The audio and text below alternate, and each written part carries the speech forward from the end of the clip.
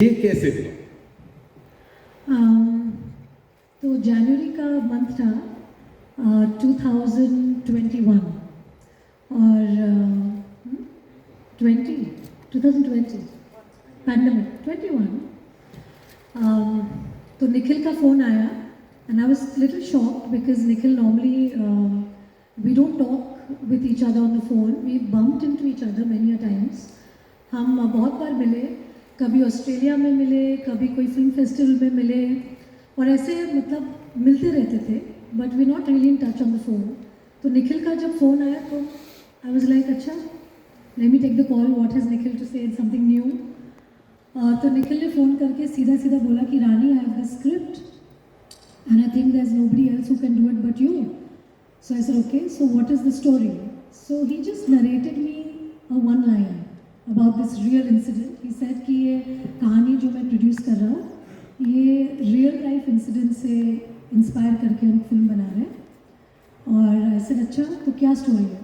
तो जब निखिल ने मुझे जिस्ट बोला कि एक माँ के दोनों बच्चे एक कंट्री की अथॉरिटीज़ ने कॉन्फिस्केट कर लिए, तो मुझे एक्चुअली लगा कि निखिल मजाक कर रहा है। तो मैंने बोला ऐसे कैसे हो सकता है, हो ही नहीं सकता, मतलब what are the basis, charges क्या थे? तो जब उन्होंने चार्जेस बताए तो those were all things that we have grown up with, which is a culture, कि हाथ से खाना खिलाना या साथ में सुलाना बिस्तर पर बच्चों को up to a certain age, फिर काला टीका लगाना। तो ये सब चीज़ें जब निखिल ने मुझे बोला तो मैं काफ़ी शॉक हो गई और मैंने बोला अच्छा ठीक है निखिल, आप स्क्रिप्ट भेजिए and I read the script. But मैं इतनी मतलब इमोशनली चार्ज हो गई सुन के, तो after I kept the phone मैंने गूगल करना शुरू कर दिया and I went to the real story. एंड जब मैंने पूरा पढ़ा आई वॉज रियली स्टम्प्ड और मुझे लगा कि ये फिल्म में किस तरह से स्क्रीन प्ले में बन के आएगा, क्योंकि कभी कभी कहानी अच्छी होती है लेकिन स्क्रीन प्ले फॉर्मेट में एक फिल्म में शायद निखर के नहीं आती एक स्टोरी। तो मुझे जानना था कि स्क्रिप्ट कैसी होगी। तो स्क्रिप्ट जब मैंने पढ़ा मुझे स्क्रिप्ट भी अच्छा लग गया। तो मैंने सोचा कि अच्छा ठीक है, मैं निखिल को ज़रा सा तोल मोल के देखती हूँ कि वो कितना मुझे चाहता है फिल्म के लिए। तो मैंने निखिल को बोला कि निखिल देखो, मेरे साथ काम करना आपको बहुत डिफ़िकल्ट होगा क्योंकि अभी मैं एक माँ हूँ और मैं दूसरे एक्टरों की तरह ज़्यादा घंटे नहीं दे सकती आपको, क्योंकि मेरी जो प्रायोरिटी है वो मेरी बच्ची है। तो आप एज ए प्रोड्यूसर आप शायद वो मतलब झेल नहीं पाएंगे जो मेरे खुद के पति झेलते हैं। तो निखिल ने बोला नहीं नहीं, जो तुम्हारा टाइम है हम उसी टाइम पे काम करेंगे। ऐसा अच्छा, निखिल तो हर चीज़ पे हाँ बोले जा रहे हैं, मुझे मौका ही नहीं दे रहे हैं कि मैं ना बोल सकूं। तो फिर मैंने बोला अच्छा ठीक है, पर तुम मुझे मेरे पति की तरह प्यार दे पाओगे? तो निखिल ने बोला मैं तो कुछ कुछ होते के टाइम से प्यार करता हूँ। तो बोले ठीक है, तो वो भी ठीक है, तब से भी झेलते ही तो फिर on a more serious note I think Nikhil has always stood for quality, like what films that he's produced till now.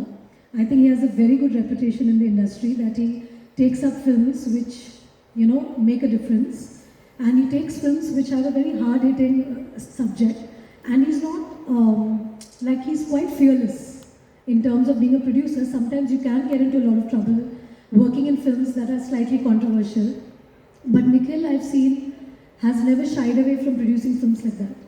And I knew that technically he's going to be fantastic. So obviously the way he'll make the film will have a certain quality, it'll have a taste. So for me it was a no-brainer completely. And then of course Nikhil said that the director is Ashima. Ashima is somebody who I've seen in YRF for so many years, because she's done her first film, Mere Dad Ki Maruti, with Yashraj Films. So I've met her a couple of times, I've bumped into her. And it's always been a very nice chat with her, though I've never worked with her before, and we had nothing in common. But she was always very warm, and she's been always this bright girl that I've seen. And when she decided to become a single parent, she came to see me. And I thought that that was a very brave move from her part, that she decided to become a mom all by herself, which was a very brave thing. And I remember being very proud of her in my heart, and I was like, hats off to this girl for doing something like that. Because being a single parent in a country like Bombay is tough. So I already had a lot of respect for her as a mother, as a girl, as a person who's trying to make it on her own in the city. And when I spoke with Ashima, I realized that she's very, very passionate about this story because she's spoken to Sagarika, she has done so many calls with her, she was very involved with the subject. So I think when a director is so passionate about a story, I think that love translates into the film. So for me, I think it was just that Nikhil, I've known because he was there from the first time I met you, Karan. So for me, it was just an extension of, I would say, Dharma and Yashraj. So MA is actually just an extension, and that is what he promised me before I started the film.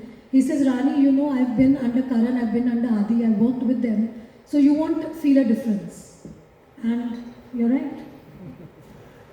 In fact,